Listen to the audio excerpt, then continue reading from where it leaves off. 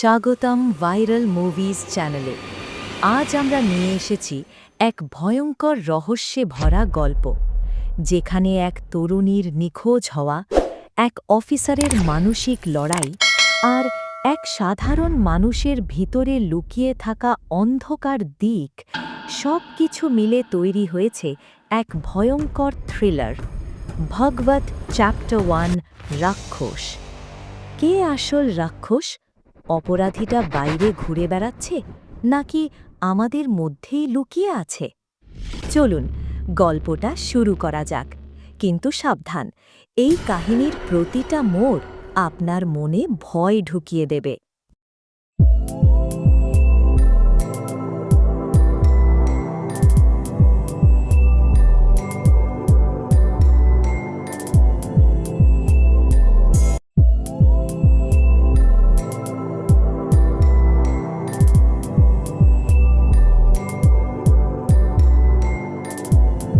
Movie শুরুতে আমরা পরিচিত হই পুনমের সঙ্গে। সে স্কুল কলেজে যায়, বাড়ি থেকে বের হয়, যোগাযোগ রাখে। একদিন সে হঠাৎ অদৃশ্য হয়। তার পরিবার ও বন্ধুরা পুলিশে বিষয়টি জানায়। ইন্সপেক্টর ভাগবতকে রবার্টসগঞ্জে নিয়ে আসা হয় এই মামলাটি দেখার জন্য। ভাগবত প্রথমেই পুনমের সমস্ত গতিবিধির, কবে কোথায় ছিল, কার সঙ্গে দেখা হয়েছিল, তার মোবাইল ট্র্যাকিং, গুন্ডা মহল বা সন্দেহযুক্ত এলাকার সন্ধান শুরু করে। সে ধাপে ধাপে দেখে পুনমের মতো আরও অনেক মেয়ের অদৃশ্যতার ঘটনার কথা, অর্থাৎ এটি একক ঘটনা নয়, একটি চক্র।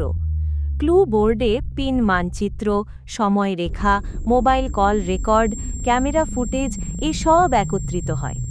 সমীর প্রাঞ্জল ও শান্ত, কিন্তু ভাগবত তার গতিবিধি অনুসরণ করতে থাকে। সমীরের প্রেমিকা মীরা চরিত্র দেখা দেয়।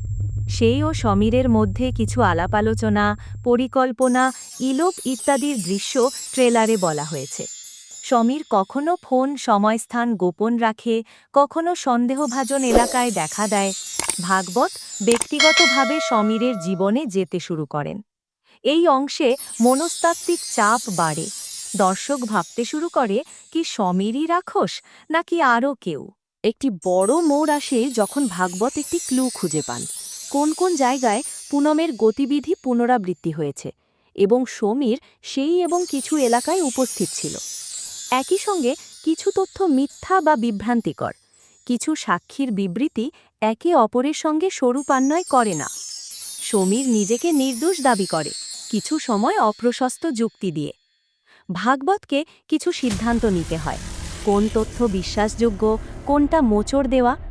শেষে ভাগবত একটা ফাঁদ সাজায়, একটি সাক্ষাৎ বা রূপক দৃশ্য, যেখানে সকল সন্দেহভাজনরা উপস্থিত হয়। সেই মুহূর্তে সব ক্লু একসঙ্গে দৃশ্যমান হয়।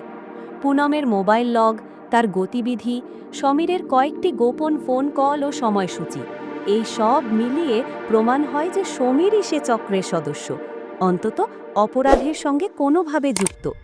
হয়তো মুভির রাক্ষস না বাজ ডায়লগটি তার মনের কথা প্রকাশ করে। তিনি বলবেন, আমি রাক্ষস নই, আমি বাজ, পরিকল্পনায়, সূক্ষ্মে, সময় দেখে আক্রমণ করি। হয়তো সমীর দাবি করে, আমি শুধু পরিকল্পক, কিন্তু কাজের সব অংশ আমি নিজে করিনি, যে অন্যরা এই চক্র পরিচালনায় ছিল। ভাগবত সেই অংশবিশেষকে খুঁজে বের করেন, অপর কয়েক ব্যক্তি বা গোষ্ঠী যারা তার পেছনে রয়েছে, যারা পুনম সহ অন্যান্য মেয়েদের অপহরণ বিক্রয় চক্র চালায়। মুভির শেষ দৃশ্যে হয়তো সমীর গ্রেফতার হয়, কিংবা সে পালানোর চেষ্টা করে ব্যর্থ হয়। তবে কিছু প্রশ্ন রয়ে যায়। চক্র বন্ধ হলো কি? সমীর একা না তার সহকারী ছিল? যা চ্যাপ্টার 1 নামকরণ অনুসারে পরবর্তী অংশে সম্ভাবনা রেখে দেয়। তাহলে বন্ধুরা, এটাই ছিল ভাগবত চ্যাপ্টার 1 রাক্ষস মুভির সম্পূর্ণ ব্যাখ্যা। এই সিনেমা আমাদের একটা বড় প্রশ্ন করে, রাক্ষস কি শুধুই গল্পের চরিত্র, নাকি সে আমাদেরই ভেতরে বাস করে, সঠিক সময়ের অপেক্ষায়? যদি ভিডিওটা ভালো লেগে থাকে তাহলে একটা লাইক দাও, কমেন্টে জানাও কোন মুভির ব্যাখ্যা পরের বার দেখতে চাও, আর চ্যানেলটা সাবস্ক্রাইব করে পাশে থাকো ভাইরাল মুভিজের সাথে।